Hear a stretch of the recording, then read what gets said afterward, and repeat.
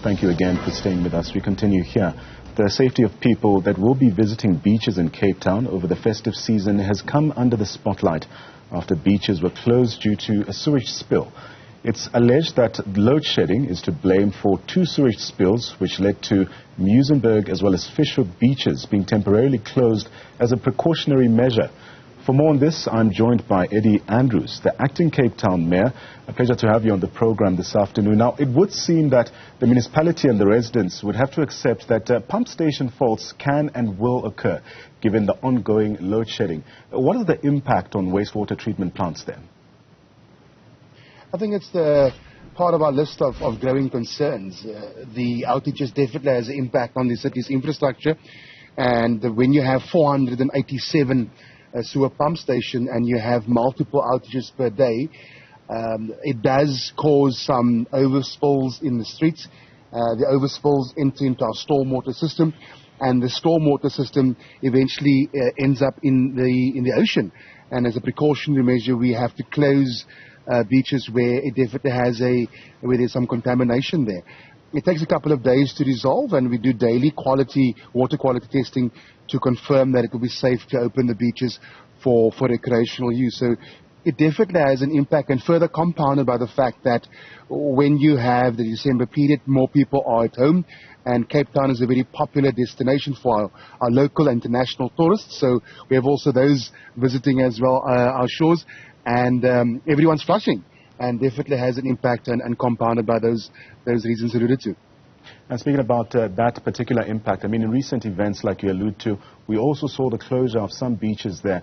What is the situation there right now? So the Muizenberg beach and the Fish Hoek beach have been opened. I think that's also what we've discovered in Muizenberg. When there's an outage and the system should be switching back on when the power is restored, it has at times a mechanical impact on our infrastructure, and the system malfunctioned, and we had to respond to it and repair it. So those beaches have been opened, both Muizenberg and Fish Hoek, and our beachgoers are most welcome to visit there. And those are actually one of our most popular beaches, Muizenberg, that is, including the St. James Walkway up to St. James Beach. So it is open, just that the Buckhoven Beach is the only one that currently is temporarily closed. Talk us through efforts to now address the spills and, more importantly, to mitigate the effects of load shedding as well. So what I mentioned, we have 487 sewer pump stations. It's very important those pump stations operate the way we've envisaged, and not all of them have backup power supplies. About 13% of our pump stations have backup power supplies, and we've done a complete survey, and in the next financial year, looking at which pump stations, the most problematic ones, we could consider offering alternate power supply, and so that those ones won't have the impact that we currently have observed over the past 2 weeks. The idea is in the long run to ensure that all of our pump stations have backup power supply to mitigate against these sort of impacts that is of course of concern to us as well. We're also asking that residents, when there's a sewer spill, that they also inform us. So the team, which is 24-hour pollution control team, they are on standby, and they will respond to that particular spill in any area, so that it does not enter into our stormwater reticulation system. So over time, we will be able to respond sustainably, but at the moment, when there are spills, ends up in the ocean, we would, as a precautionary measure, close our beaches. And what is your message to residents on reporting sewer blockages as well as overflows that they may experience at their property? I think we appreciate the fact that there's active citizenry in Cape Town, and we ask that that be continued.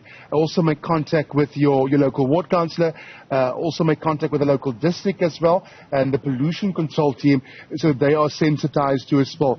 We have got our alert detection mechanisms that should work the way we envisage when the power is fully restored. At times they also malfunction, so we really appreciate when we get the service request and there are sewer overspills in residential areas, because the quicker we can respond, it definitely aids us to ensure that doesn't end up in our reticulation system and eventually ends up in the ocean, and we certainly don't want to close our beaches unnecessarily.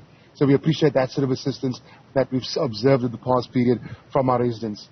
It would seem that you've expressed that you do, or for most people, they would experience a quick turnaround time. But what is the turnaround time by the city to even address these kind of issues, usually? Well, it depends. If it's a sewer spill, the teams, as I mentioned, are on standby 24 hours. The idea was we understand where there's a sewer overspill and what would be the root causes. More often than not, it would be where the pump station has malfunctioned. I spoke about the impact of the outages, but we've also observed over the past period there are foreign objects, builders' rubble. We have got dead animals. We also got engine parts, vehicle engine parts in our sewer reticulation system, and our system is not designed to process that. So we ask that people also dispose of their waste responsibly. We have got a solid waste drop-off site in close proximity to most of our communities, and please dispose of your waste there if, of course, you need to do so, and not dispose of it in our reticulation system. So that definitely would help us in the long run. And again, we're appealing for that sort of assistance from our community. That was Eddie Andrews, the acting Cape Town mayor, speaking to us there about the effects on the wastewater treatment plants, of course, citing load shedding there.